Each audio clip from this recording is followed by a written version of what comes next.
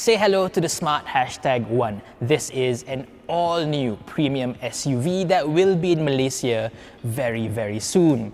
It has a lot of unique features, and even compared to most other EVs in the market today, this has a lot of advantages compared to all of them. Plus, of course, it looks like this, easily the coolest, most fashionable car in the EV space right now. So let's take a closer look at the Smart #1. Let's go.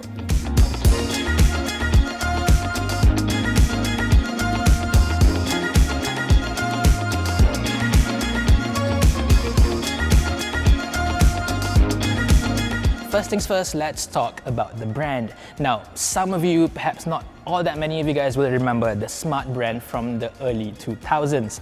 This started off as a collaboration between Mercedes-Benz and the watchmaker Swatch. Back then, they made very small, quirky cars with out-of-this-world styling. But moving into the future, the Smart brand is now a full equal split 50-50 joint venture between Mercedes-Benz and Geely. Smart has been transformed into an EV-only brand, with Mercedes-Benz taking care of all the designs on the outside and the interior, with Geely taking care of pretty much everything else under the skin. The relationship between the brand is easy to understand. Smart is to Mercedes-Benz what Mini is to BMW. They're both premium brands, but Smart is marketed towards a slightly different crowd, the younger, more fashionable people. In Malaysia, Smart vehicles will be sold in dedicated premium showrooms, including selected Mercedes-Benz dealership. This being an EV, let's talk about all the important bits first. The #1 is built on a dedicated EV platform and not a regular car that's converted into an EV. So as you can see, the wheelbase is almost abnormally long with minimal overhangs both front and rear. And while most other EVs in the class are front-wheel drive, the Smart is actually rear-wheel drive. The platform is the Geely SEA2, which is shared with other models such as the Zeekr X and even the Volvo EX30. Even the Lotus Electra Hyper SUV is basically built on a slightly bigger, longer version of the same platform. Now let's talk about the all-important numbers. The Smart #1 has a claim range of 440 kilometers on a single charge. Crucially, that is based on the WLTP test cycle, which by far and away is the most realistic measure there is. This is far more real-world compared to other brands that are using claimed NEDC or even CLTC figures. If you drive efficiently enough, you should be able to match the 440 kilometer range, no issues at all. Even at worst, you should get at least 400 kilometers with a single charge. That is much better than, say, a car that claims to do 500 but in the real world would struggle to reach 400 kilometers. The #1 Premium runs a 66 kWh battery pack, which is relatively large for a compact SUV like this. And to charge, the numbers are impressive as well. This has a unique 22 kW AC onboard charger, while most other cars in the class offer only 7 to 11 kilowatts AC charger. This means that you can charge the car from absolute zero to full in just about 3 hours, while most other cars would take, up to 9 hours. This is much easier to manage. In fact, the next cheapest car to have 22 kilowatt onboard charger is the Audi Q8 e-tron 55. That's almost 500,000 ringgit, while this is easily less than half of that. Even for DC charging, the #1 is at the top of the class. This has a maximum rate of up to 150 kilowatts, while a comparable Mercedes-Benz EQA can only take up to 100 kilowatts. So even with similar size batteries, the EQA will take up to 45 minutes to go from 10 to 80% SOC. This will do the same in just 30 minutes. As for performance, the #1 Premium has a single electric motor running the rear wheels, rear-wheel drive, and this is rated at 272 PS and 343 Newton meters of torque. That is enough to get it from 0 to 100 in just 6.7 seconds. That is as quick as a typical hot hatch like the Volkswagen Golf GTI. But of course, top speed, like in all modern Volvos, is limited to just 180 kilometers per hour. If you want more performance, you can always get the smart #1 Brabus. That adds on an additional electric motor to the front wheels for a dual motor all-wheel drive setup, and here you get over 400 horsepower, over 500 Newton meters of torque, getting from 0 to 100 in just 3.9 seconds. That is as quick as everyone's favorite super hot hatch, the Mercedes-AMG A45S. But let's move on to the main reason why most people would even consider buying the smart #1 to begin with: its unique looks.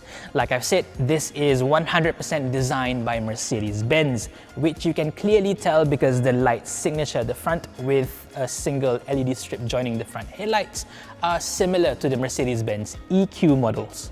But at the same time, this isn't a straight copy of Mercedes-Benz models because they've clearly made this car more youthful, fresher to appeal to a younger crowd.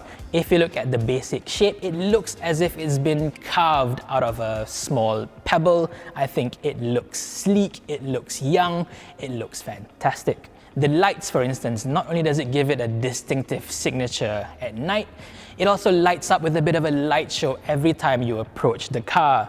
And even the lower grille down here, it lights up individually. It looks absolutely mesmerizing.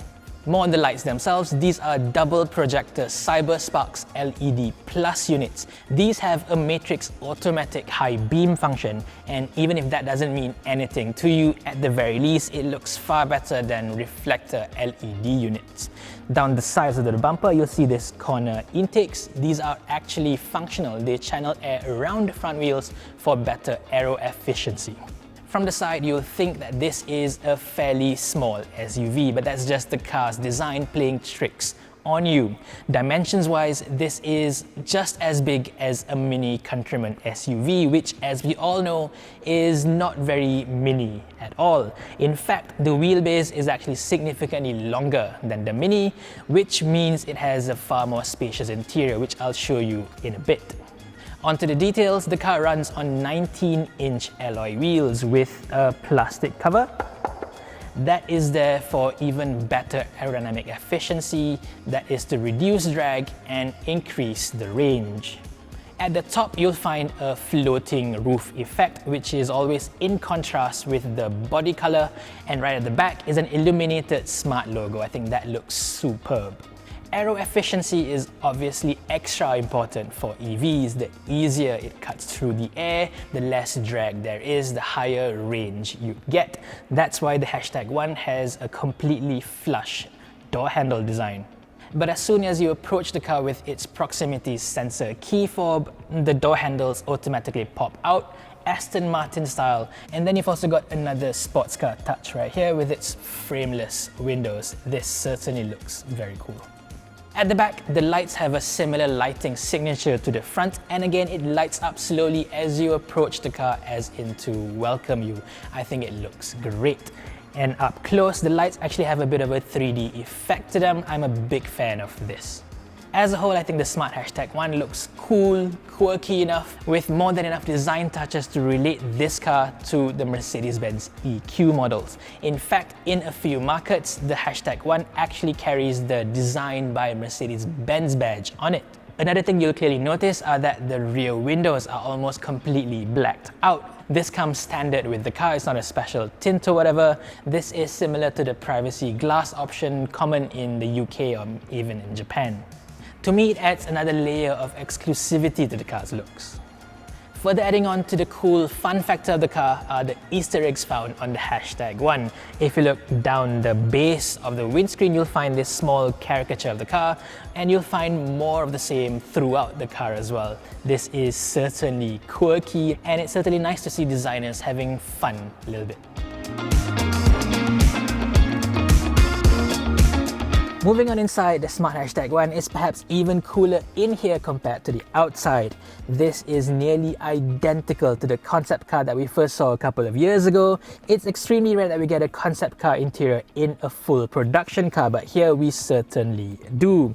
And not only is it good to look at, the quality is superb as well. At the top, it's all nicely wrapped in leather, soft to the touch as well, and even the top of the door cards are all soft touch plastics. Down in the middle here, it's got this really cool white finish. I haven't seen this on pretty much any car out there today. And the way everything works is nice and slow. Everything is well damped. And even though the center parts are all hard plastics, the fit and finish, it just screams quality. This is easily on par, if not even better, than say a Mercedes-Benz EQA. Speaking of Mercedes, this runs a similar 64 color ambient lighting, and the use here is quite elaborate. It runs through the entire dashboard, and it even lights up the tweeters at the base of the A-pillars. Talking of the speakers, you may recognize the brand. That's Beats by Dr. Dre. In the car world, we always see brands like Bose or Harman Kardon's, but this is the first time we're seeing Beats on a car. Again, screams young and youthful. The sound system is specifically developed for this car with 13 speakers and 2 subwoofers, one at the front, one at the rear. It sounds pretty good as well. Like in a few other EVs, the Hashtag 1 does not have a dedicated start button. All you have to do is get in the car, press the brakes, and the car's ready to go. But here the Smart will go a step further still. As soon as you park the car and open the door, the front seat will automatically move itself backwards, so it's easier for you to get out and then later on get into the car again. And as soon as you press the brakes to move again, the seats will go back to its original position as you drive along. And then we get to the big center screen over here at nearly 13 inches. It certainly is massive for a small car like this.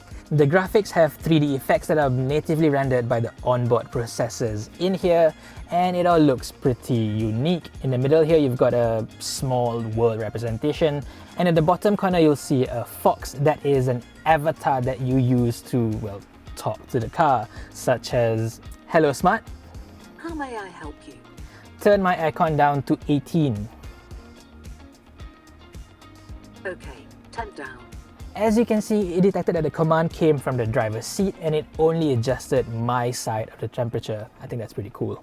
Moving on, this car also has a native support for Spotify app as well as wireless Apple CarPlay and Android Auto. That is fantastic. And if you use the onboard maps, you also have access to 70% of all the public chargers in Malaysia. That is something that for now is completely unique to the Smart Hashtag 1 here in our market.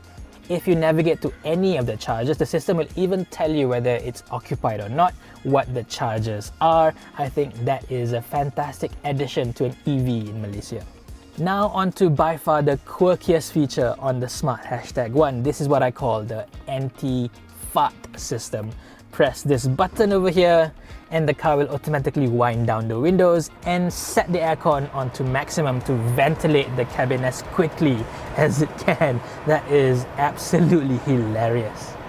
Now, unlike the Tesla, the Hashtag 1 does have an instrument cluster in front of the driver. Here there is a very slim display showing you all your crucial information. Plus there is also a massive HUD up top. So as a car, this is much easier to get used to compared to a Tesla which has everything in the center screen. This I like very much. One last thing is the inclusion of a set of ISOFIX anchors on the front passenger seat over here. So in this car, you can easily fit 3 ISOFIX seats rather than 2 in most other cars. Now onto the rear quarters, and as you can see, it is absolutely enormous. You would never have guessed that this car would be this spacious by looking at the compact exterior. The front seat is set to my own sitting position. I am 167 centimeters tall, and as you can see, I've got plenty of legroom left, plenty of headroom as well. Even if you are significantly taller than me, you should be able to sit behind yourself, even in a fairly compact car like this. Beyond that, the seats are also very comfortable. The backrest is set at a nice recline angle and the base of the seat is sufficiently long enough. Even the height of the base relative to the flat floor is just nice. So at no point do you feel like you've got your knees up in the air like in quite a few other EVs out there. This is superbly comfortable even for longer journeys. Beyond that, you've got your usual center aircon vents and a pair of USB chargers for your phones, tablets and so on. You've got one USB-A and a USB-C port.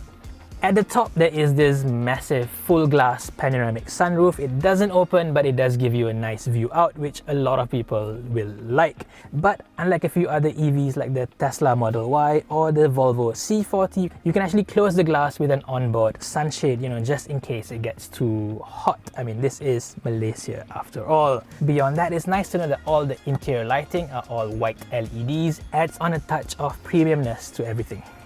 As for the boot, it might not look like much to begin with just over 300 litres of space, but you can always slide the rear seats forward to open up as much as 411 litres of cargo room. Beyond that, you also have access to a rather wide underfloor bin right next to the Beats subwoofer. As with most other EVs, the car does have a secondary boot up front, or a frunk as the Americans call it. Here, however, is a tiny 15-litre space, which is just about enough to carry your Type 2 charging cable that comes with the car, a small bag perhaps, or even the tyre repair kit. Another use case is if you're carrying some kind of food with a strong smell that you don't want to stink up the cabin, you can stick it up front. It's tiny, but it does have its uses. Now let's move on to safety, where the Hashtag 1 is also class leading. It has 7 airbags, including a center airbag between the front 2 seats. The Hashtag 1 is among the very first few cars to have this feature here in Malaysia. And then we get to the active safety systems. Smart claims that this has a level 2 plus semi-autonomous driving features. This includes all the usual stuff: AEB or autonomous emergency braking, ACC or adaptive cruise control, lane keep assist, and so on. But beyond all that, it also includes a few more advanced systems, including automatic lane change. Now imagine this: you're just cruising along on the highway with adaptive cruise control. You can just use the indicator stalk either left or right, and the car will pull off a full lane change maneuver all by itself. It effectively drives itself. And then you've also got evasive maneuver assist. As you drive along, the camera and the radar systems on the car is effectively scanning the road ahead. And most of the time, the system can see far further than you as a driver. And if it detects there is an imminent collision up front and you're not doing anything about it, the car will take over the steering to avoid the collision. That is absolutely amazing. That's next level stuff. As for pricing, nothing is confirmed for the Malaysian market just yet, but as usual, we can always use the UK prices as a rough guide. The Mercedes-Benz EQA over in the UK is priced at around £50,000, which is pretty much bang on to what it's priced over here, just under 300,000 ringgit. This car, the Smart Hashtag 1 in the UK, is priced at £40,000, which translates to around 230,000 ringgit. Now, we don't know whether it's going to be higher or lower than that, hopefully lower, but that's our best estimation for now. Remember, this is a premium brand, so a premium price should apply. But anyway, what do you think of the Hashtag 1 as you see it right now? What do you think of the car's looks, features, interior, and space, as well as its indicative pricing? Do let me know in the comment section below. For now, thank you for watching and stay safe, everyone.